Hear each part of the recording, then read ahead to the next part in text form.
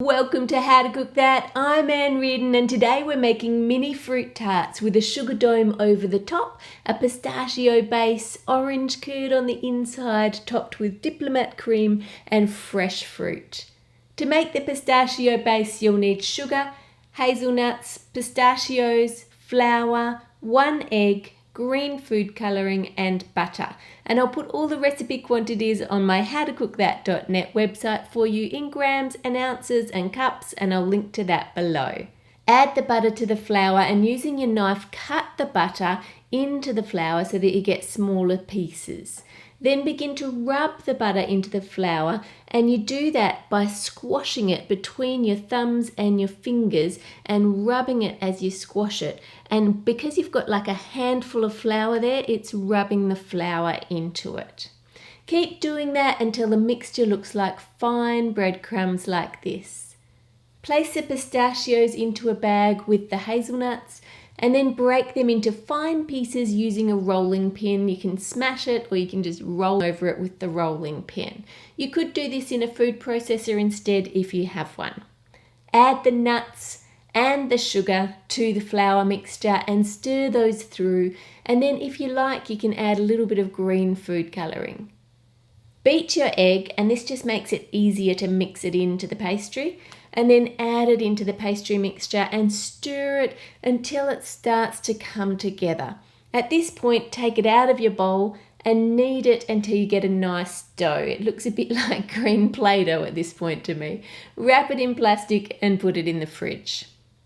For the orange curd, we need butter, sugar, eggs, the rind of 1 orange, fresh juice and gelatin. Add a little of the juice to the gelatin and stir it quickly through, and then leave that to absorb the liquid. Grate the rind of your orange, making sure you don't go down to the white part because that won't taste nice. You just want the orange coloured bit. Place that into a saucepan with the juice and the sugar.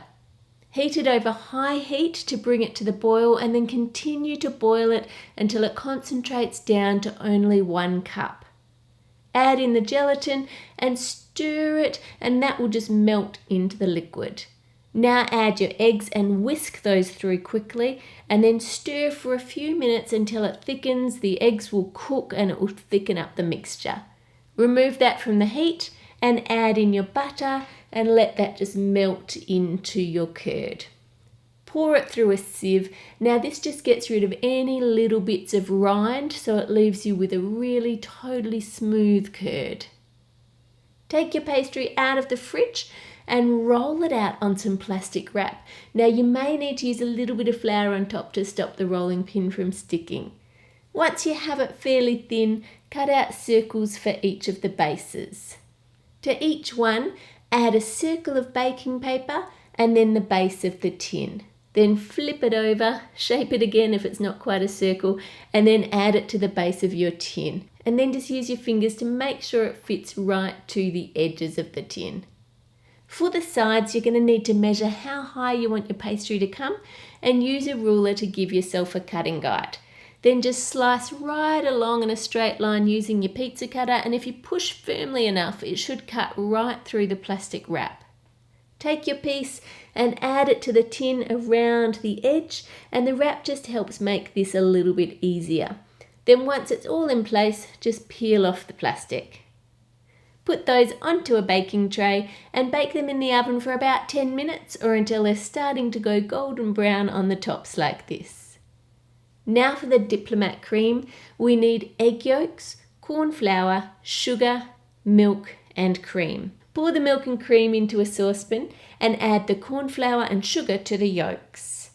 Whisk the yolks together, and this will be quite thick, but just mix it as well as you can, and then add in a tablespoon of the liquid and whisk again until you have a smooth paste. Heat the milk and cream until it just starts to boil, and then add that to the egg yolk mixture, whisking the whole time.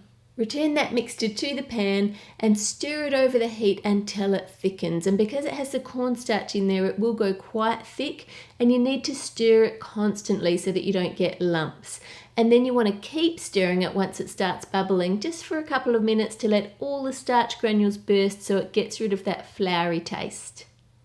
Pour that into a flat dish and cover it with plastic wrap to stop it forming a skin, and then place that into the fridge to cool down. By now your pistachio pastry will be cooled. Push the base up and out of the tin and then remove the base and the baking paper. Place heaped teaspoons of the orange curd into each tart, and then once your custard is completely cooled, whip some additional cream to stiff peaks with some vanilla extract. Give your custard a whisk. Don't worry that it looks really thick, that's what we're looking for.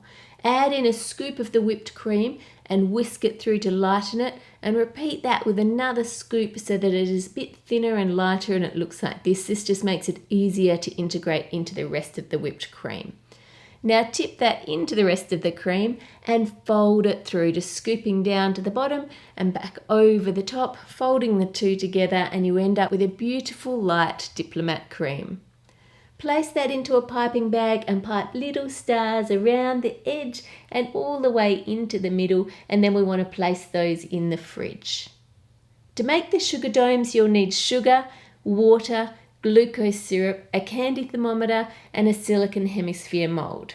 Spray the mould with a little cooking oil and rub it over the surface so the sugar doesn't stick.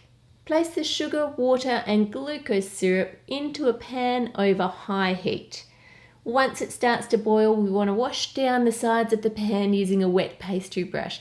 This just gets rid of any sugar crystals from the sides of the pan. If you leave them there, it'll make the sugar syrup crystallize later instead of staying clear. Add your candy thermometer, and this took a bit of experimenting to figure out how to make these sugar domes work, so I'll show you the right way that works. Heat it up to 150 degrees C or 300 F, then immediately remove it from the heat and cool to 130 C or 266 F. Prop your silicone mould up on a board and put it on an angle so the excess sugar syrup can run down, and I've just put some baking paper here at the base so that it doesn't stick to the counter. Pour the hot sugar syrup over each one, and if you pour it in a circular motion over the top of each mould, then it will cover all of the sides. Once it's just starting to thicken, take a cookie cutter and press down to make an indent right at the base of each dome. You'll need to rub a little oil on this cookie cutter so that it doesn't stick, and you need to push it down firmly. Then once it's cold and it's set hard, peel off the mould and then just gently push up from the inside, and because we've cut it with the cookie cutter, it will just snap off because it's so thin and dainty there. You can store those in an airtight container until you're ready to use them. Add some fresh fruit to the top of each tart and then place a sugar dome over the top. To eat it, you just shatter the dome and dig into some of that pistachio base, orange curd, diplomat cream, and crunchy sugar. This dessert was inspired by one I saw by an Aussie pastry chef called Gunawan, and I'll link to his Instagram below. I've completely changed his recipe, but as you know, I like to shout out to people if I get an idea from them because I think it's a good thing to do. Subscribe to How to Cook That for more crazy sweet creations. Click here for more dessert videos, here for Christmas ideas, and here for my latest video. Make it a great week, and I'll see you on Friday.